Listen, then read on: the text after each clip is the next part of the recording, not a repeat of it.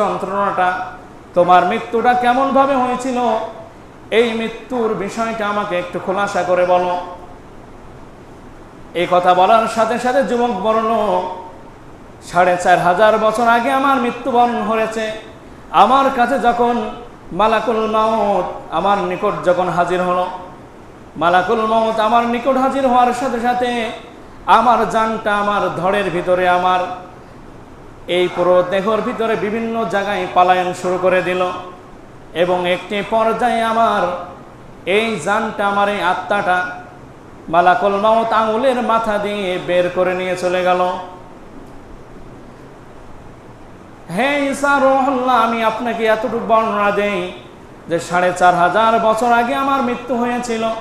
এই 4500 বছর আমি কবরের ভিতরে আছি, কিন্তু মৃত্যুর সময় আমার যে যন্ত্রণাটা আমার বডিতে শরীরে হয়েছিল,